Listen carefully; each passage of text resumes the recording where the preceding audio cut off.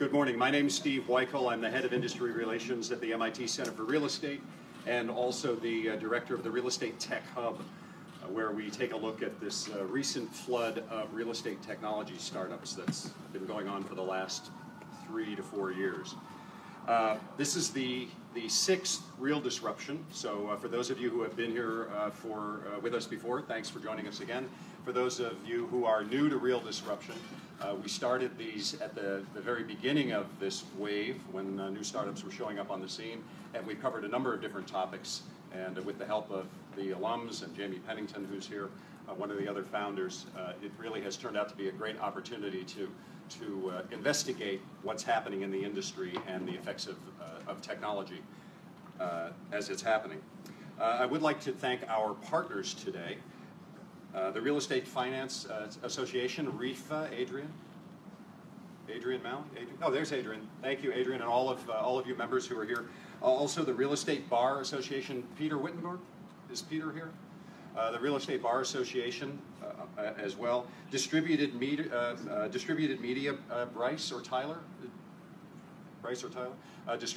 Publishes a number of publications on blockchain and Bitcoin. And as always, our good friends Mike Walsh and Michael Hoban at The Real Reporter. So thank you again, the Mikes. And importantly, special thanks to our sponsor for this event, Goulston & Storrs. Peter is here. Peter Corbett and Peter's colleagues from Goulston & Storrs. Goulston's been a supporter of the Center for Real Estate over the years, a good supporter and good friends of ours on a variety of the programs that we do at MIT. So Peter, thank you, and Goulston & Storrs, thank you. So as I mentioned, there's this flood of technology happening in the real estate space. The RE-tech or CRE tech is the equivalent to FinTech and health tech and all of the other techs that are going on. The Innovation Lab at MIT has now identified over 1,600 of these startups, mostly younger than 48 months.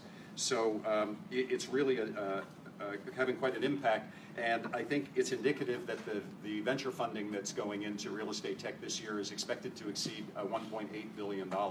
That's a lot of VC going into real estate tech.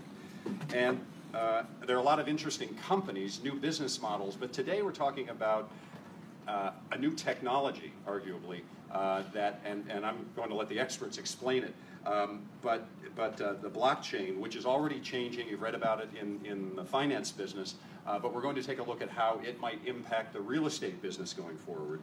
And with that, I'm going to turn it over to Avi Spielman, one of my colleagues from MIT. He's the author of a recent paper, Blockchain Digitally Rebuilding the Real Estate Industry. He's going to explain blockchain for those of us who, I mean, even me, I'm still learning it. He's going to help us understand blockchain, why it matters, and then introduce the rest of the panels. So, Avi, thank you. Thank you.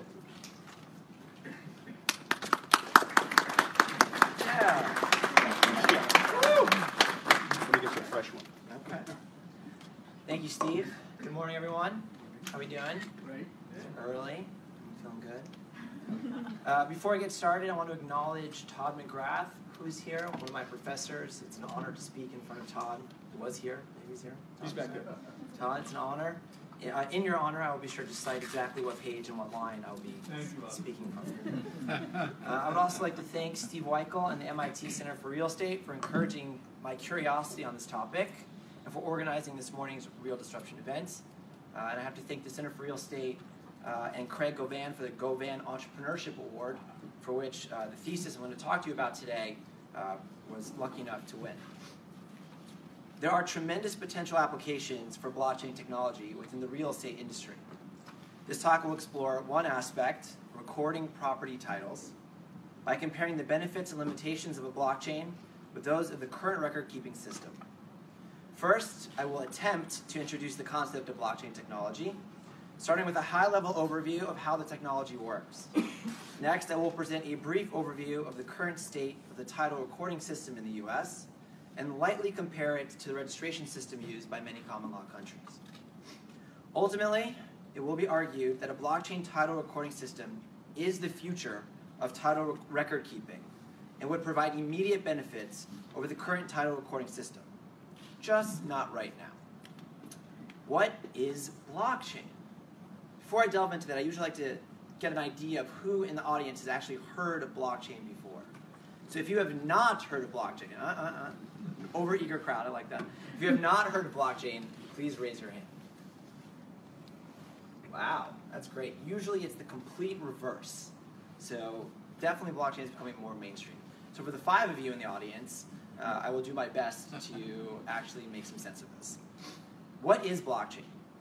Imagine, for a moment, a global online ledger or network of ledgers listing every single transaction in the world. It's verified immediately by other people using the system, which protects people's privacy, but is transparent enough to allow for oversight from anyone. No one group regulates it, so it's neutral and accessible to anyone with a computer. That is the world that visionaries of blockchain foresee. This is how blockchain is described in an NPR article titled, "Not Just Bitcoin, Why the Blockchain is a Seductive Technology to Many Industries," an apropos title for today's discussion. When first explaining blockchain, it's difficult to figure out the right starting point. In the most basic explanation, blockchain is a technology for the management of information, specifically records of transaction. What makes blockchain a transformative innovation is that the ledger is distributed, which means that every computer connected to the network has a complete or partial copy of the ledger.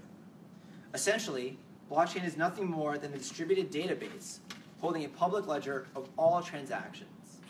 However, the result of organizing a ledger system in a distributed manner reveals blockchain's true revolutionary idea: remove the need for a central authority. We'll come back to this in a second. Another approach is to view blockchain as an economic layer for the internet. Blockchain provides a protocol for tokens of value to be transferred on a peer-to-peer basis. A token can represent more than currency.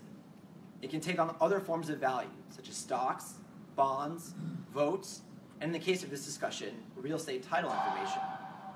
This is why blockchain is often referred to as the financial internet.